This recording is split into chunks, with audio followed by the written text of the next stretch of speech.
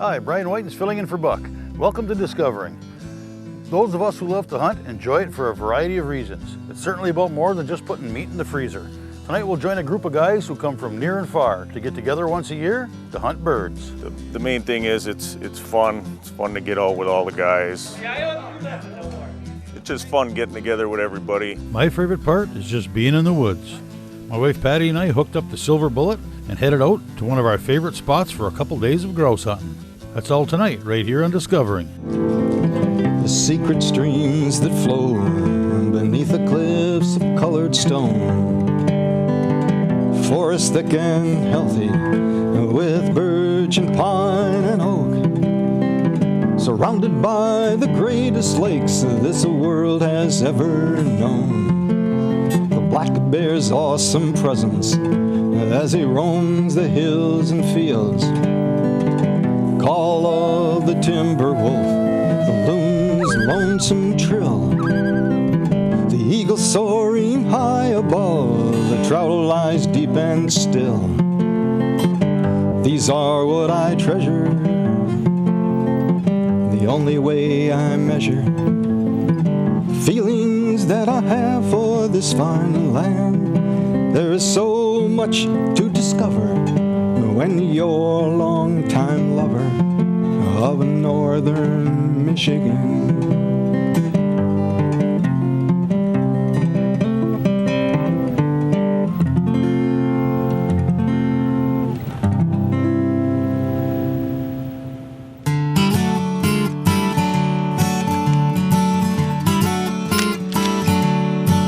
Patty and I both love to hunt grouse.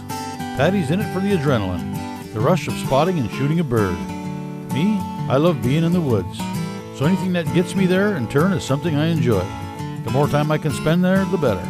So we put the two together and decided to spend the weekend hunting and camping.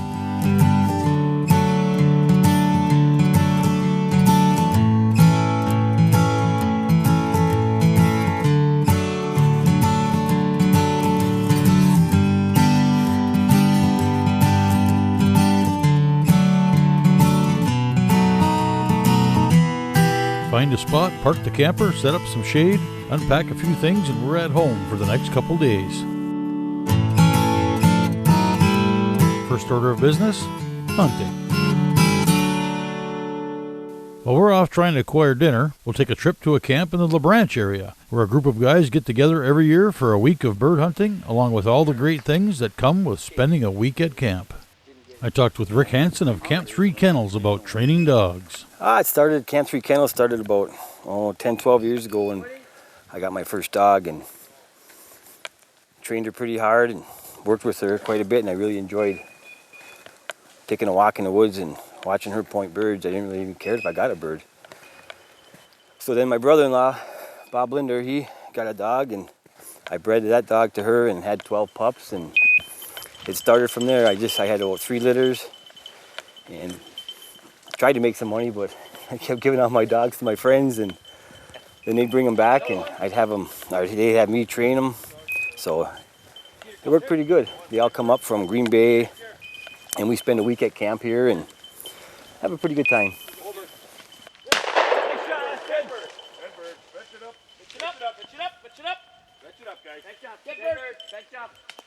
Peter, back up. That's it up. Come. Hang on, you got it yet, man. You got it? Yeah, go get it. Yeah, boy, Peter. Come on. Come on. Go get it, Austin. Come on. Come here. Here, come. Peter, here. Hey, hey, hey. Good boy. Good boy. Grab it, Austin. He'll let you grab it. Good dogs. Cooler days like this, we're running probably 2-3 hours in the morning. Good boy, Jeter. Good boy. Head back to camp and take a little break, and then we'll probably come back out this afternoon around 3 o'clock and run for another couple hours. You really got to watch them on hot days. Carry a lot of water with you. You don't want them overheating because they're not going to stop. They're going to keep going. They'll run till they kill themselves. But on days like this, nice and cool, you can run them 2 to 3 hours pretty easy.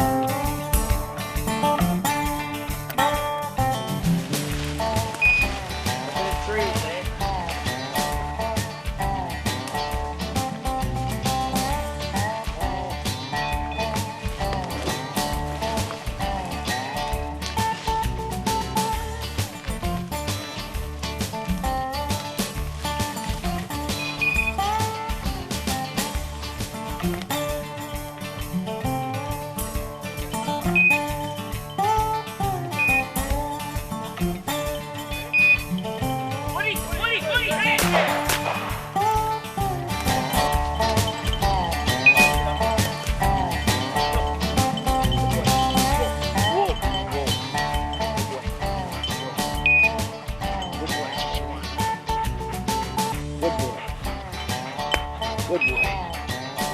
We train all of our dogs. My friend Rick Hansen, he breeds them, so we've got a good source to get our dogs. So we all got German short hairs. We all rig them up with our e-collars, mainly for locating. You know, you don't have to see them in thick cover like today that we're hunting with the ferns still being up, no frost, a lot of spruce trees. You lose sight of your dog in a hurry. I train my dogs to stay within 30, 40 yards at all times.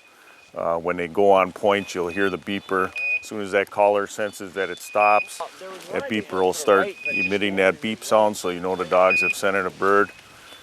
We surround a bird with a couple guys like we had this morning, 4 or 5 guys, depending on how many you came with.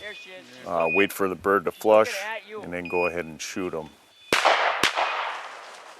The main thing is it's fun. It's fun to get out with all the guys. You know, it's a hobby. So for me, I drive from Milwaukee area, come all the way up. Guys come from Green Bay. We get together, we cook wild game that we've taken during the year. We had venison one night, we had wild turkey one night, fish tonight. It's just fun getting together with everybody.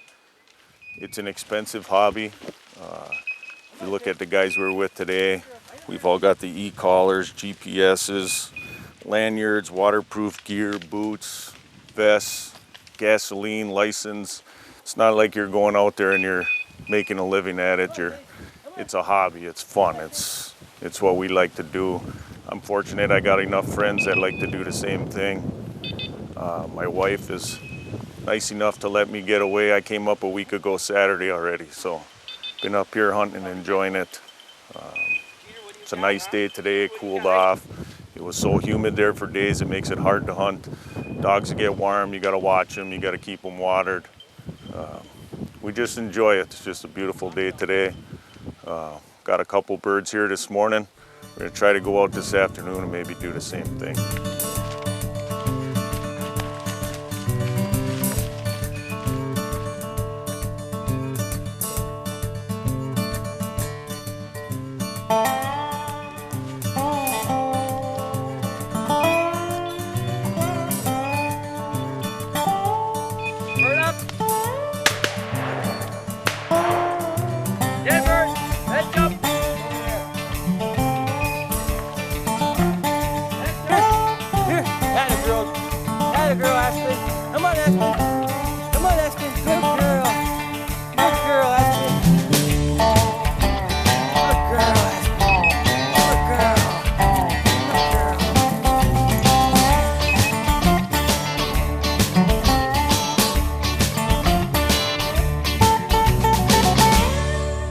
I just plant pigeons out in the yard, walk the dog up to the pigeons and let them just work and see how they do. If they smell the bird and they stop and point when they're a puppy, that's fine. But as I continue on training, it gets more and more and more technical, and to get them to hold and point is a pretty hard thing to do. I think the biggest thing is start them when they're a puppy. Get them going, and everything's a repetition to them. You know, as far as training wool, there's so many different ways to train wool. Well, Macy, wool.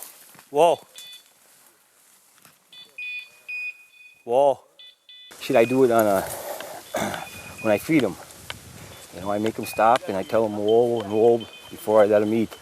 Or I have a wool table and put them on a wool table. And it's time consuming, but once all your training, all your steps, and you come out in the woods like this and you see it all come together, it's pretty rewarding. With no dogs, we certainly didn't kick up the birds like Rick and the crew, but we did manage to scare a couple up, and Patty put one in the cooler for dinner. Grouse was on the menu, but that would have to wait in hopes of a bit more luck. All in all, day one ended pretty good. Dinner cooked over a fire, a couple of cold beers, and a bonfire. Life is good.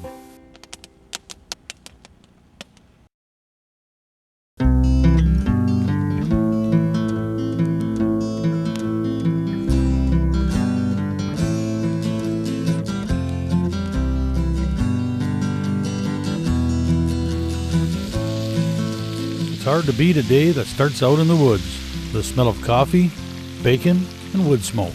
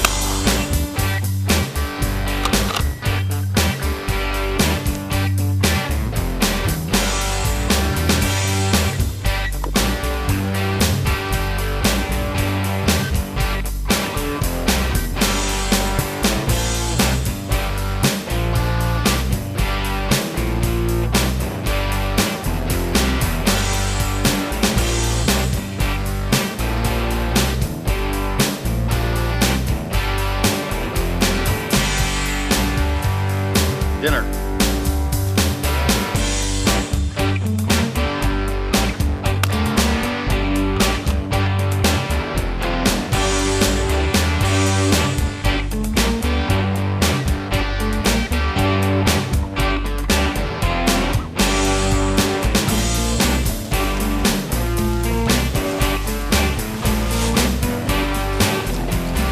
Or dinner.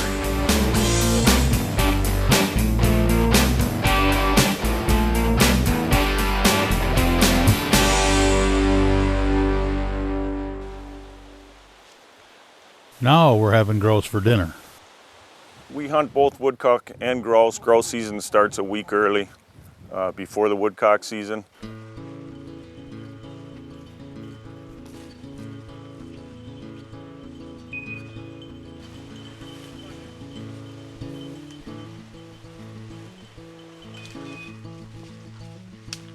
The dogs will point both birds, so early on that first week you gotta see what your dogs are pointed.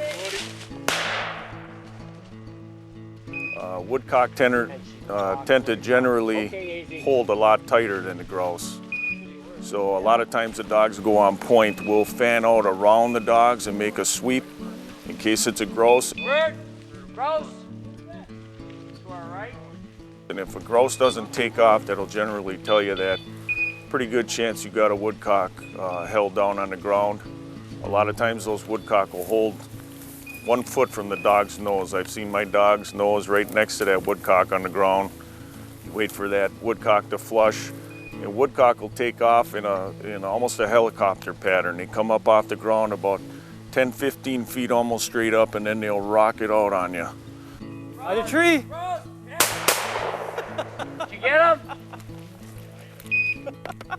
A grouse is much harder to locate. Your dogs like to track them, wind them, and maybe run them down a little bit, and a grouse will flush. But when a grouse takes off, it takes off in a hurry, and usually behind cover. Wild one. Shoot? No.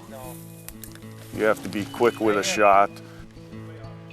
Bird up, bird up, bird up, bird up, bird up. Yep.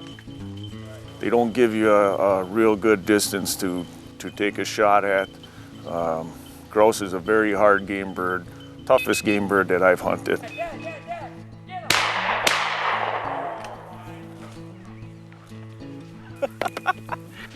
Compared to pheasants and woodcock, grouse is really what I'm after. And they taste good. They're good to cook up. Good game bird, they're tough to hit. It's a nice, fun hobby. I've been hunting as long as we've had the dogs, so 8 years or so, 8 years plus now, and it's fun. It's a lot of fun to come out here and hunt, and it's wonderful that I get to do it, and I believe more kids should. The great outdoors is something everybody should have a chance to experience. This is what I do. I don't clean, I just bump.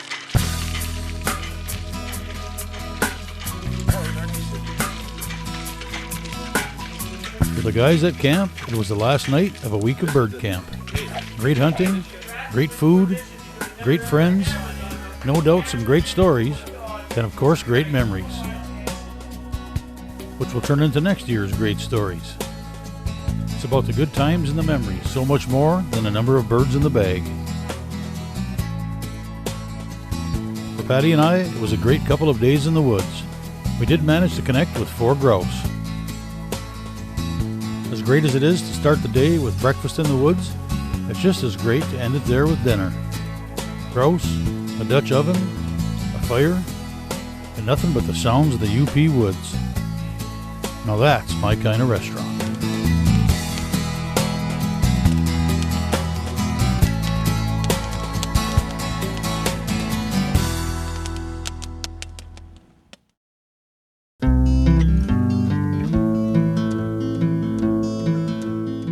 Throughout the year I film a lot of stuff, but it doesn't always make the show.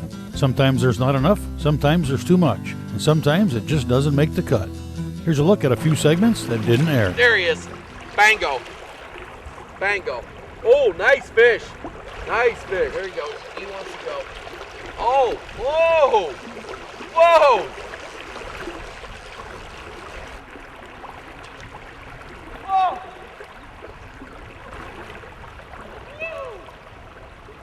Look at that. What a pig. Woo-hoo! That's a slab. Look at that. Just a slab. There he goes. Let him go on his own. Sometimes some of the best lessons can come from the youngest places. Got it. Ooh, come here, baby. Come here.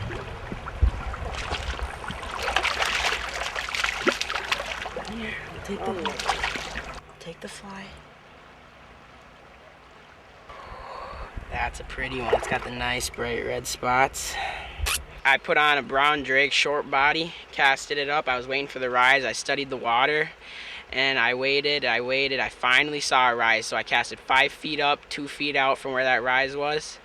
Watched my fly all the way down and bam, I caught it right on the rise. Trout are just all out. I think they're smarter, they're prettier, they have more individuality. All their colors are different. They vary from trout to trout, from browns to brookies to rainbows. They don't have scales. They just feel, they're just prettier all around, I believe. They're smarter fish too. They're more of a challenge to catch. They're more fun to fish for too, especially on a fly rod. I feel like a fly rod's the way to go. I know that kind of sounds corny just because my dad, being my dad and all, but I do believe it's more fun. It's so nice to just be out here. I don't even care if, I know this kind of sounds funny, but it really doesn't matter to me if I catch fish. When I miss fish, that makes me mad. But if I just have a slow night, just being out here, seeing all the wildlife, seeing a new bird or something, maybe seeing a coyote or something, it's just cool. And how calm and serene it is out here. No electronics, no music, no cars, except for the occasional one going over the bridge. Listening to the birds chirp and the water rush down the river. This is a nice fish here. This is a nicer fish. Just look like great big brook trout. That is a brook trout. Holy smokes, look at the size of that brookie.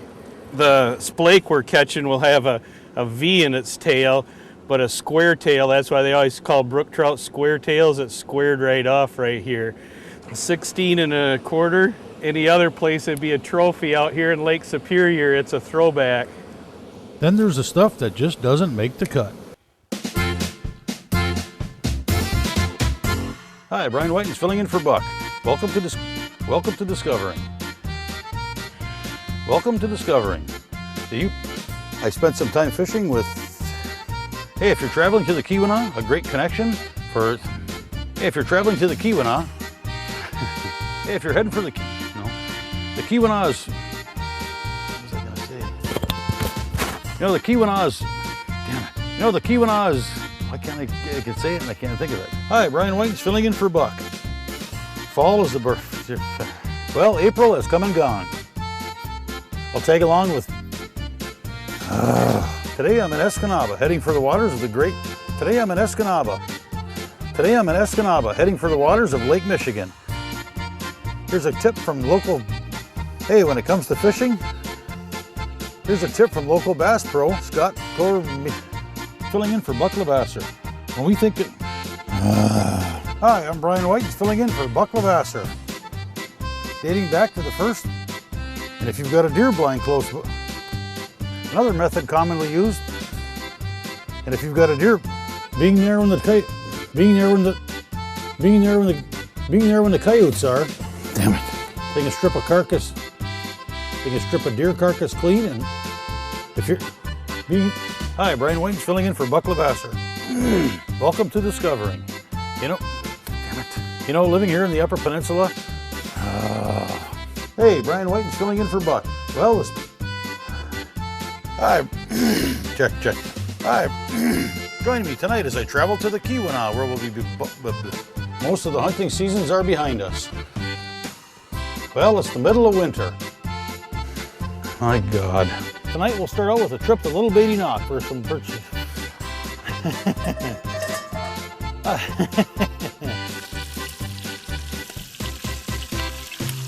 Well, that's it for this week. We'll see you next week right here on Discovering.